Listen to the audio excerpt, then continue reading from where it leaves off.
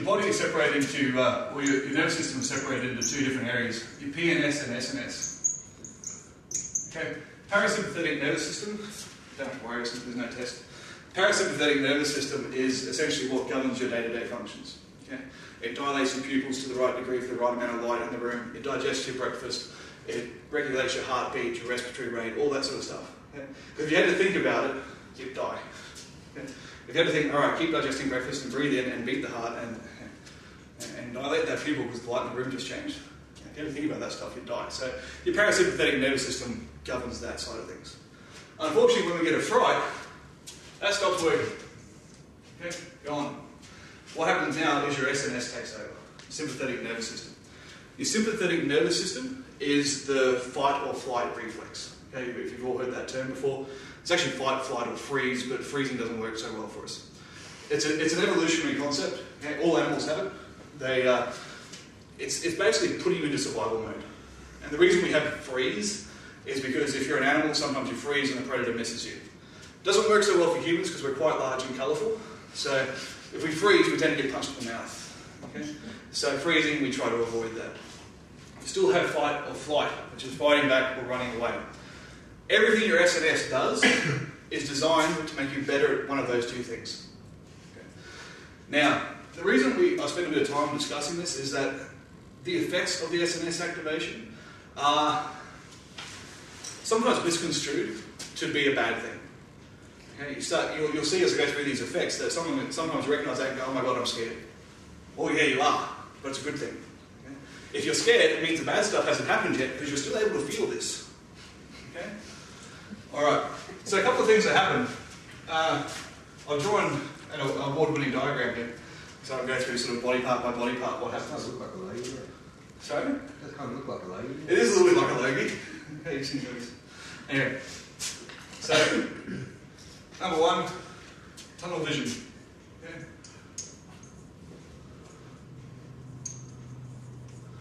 And so your peripheral vision shuts down. You'd think that'd be a bad thing. Okay. But we look at it from an evolutionary point of view. If I'm a caveman, hard to imagine, I know. But David plays a better caveman with that beard. But if I'm a caveman, I've walked into a cave and there's a grizzly bear in there. Okay? Grizzly bear roars. Chances are I've just had an SNS activation. Okay? Scary. Do I care what's happening beside me? Okay. I care what's happening with the grizzly bear. Okay, that's the problem. Alright, so therefore our vision becomes quite intensely focused. And even those that have sight impairments, and there's like 5 people in this room that wear glasses, 6 if you include me. Even people that have sight impairments actually get better vision during SNS activation. Okay, because your body tries to correct itself as much as possible to give yourself the best possible chance of survival. Another thing that happens, okay, increased heart rate. And also respiratory rate, so breathing. Essentially, when you have an SNS activation, your body goes, I need more blood, or I need more oxygen, and the oxygen is carried through the blood, so therefore your heart rate will increase. What that facilitates is an increase in strength.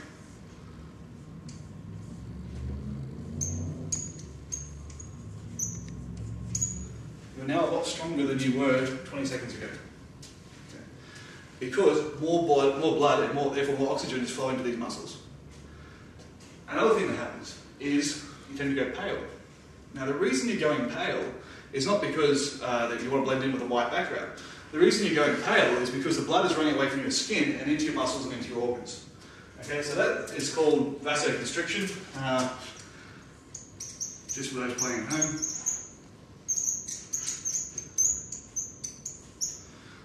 All that means is that the blood runs internally.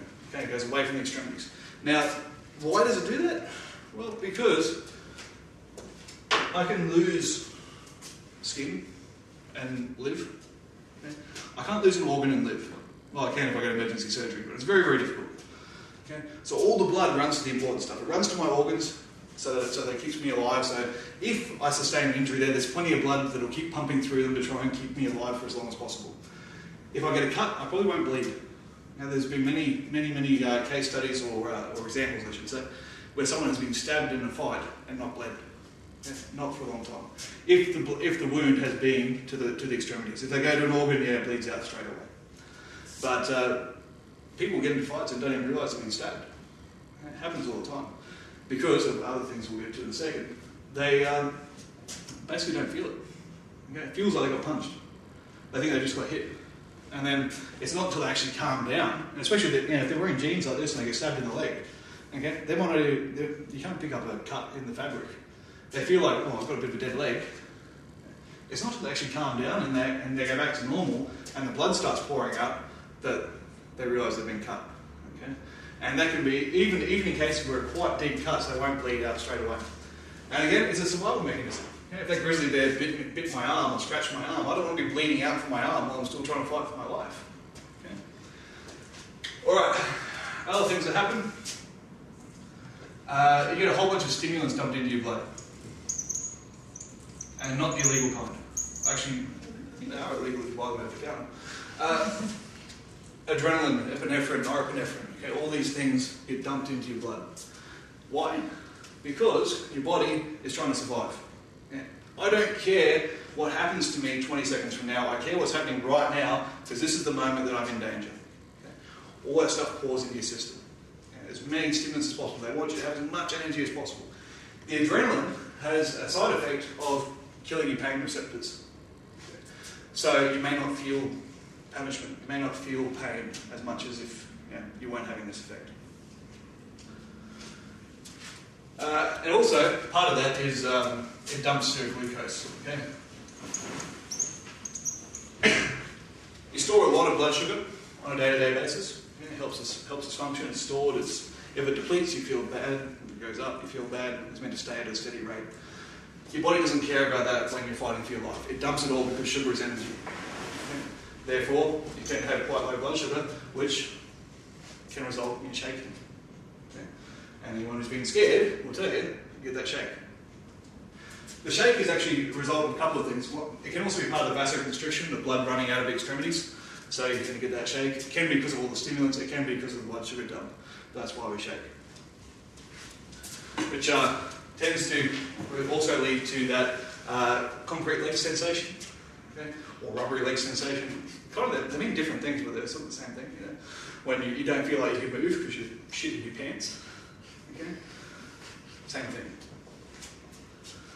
And speaking of shitting your pants,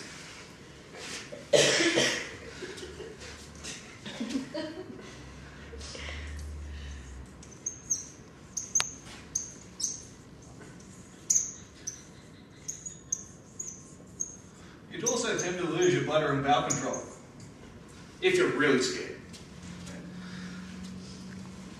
Now, not very pleasant. A little bit embarrassing. Better than dying, though.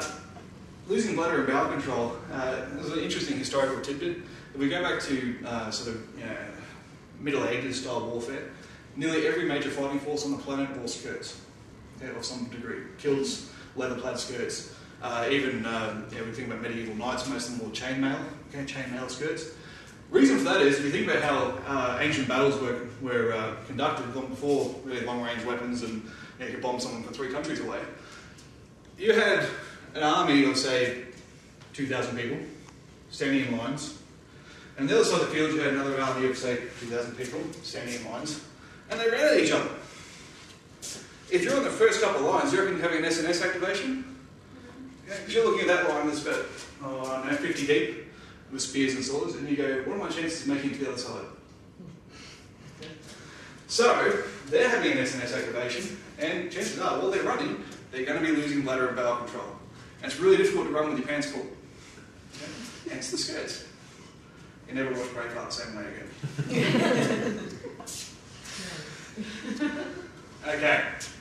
Now, an interesting little side effect of all this, okay? And you'll recognise these from times when you've been scared. You went pale, you started shaking. Okay? Those are the common ones. You also perspire more, you sweat more. Okay? You get that sweaty palm.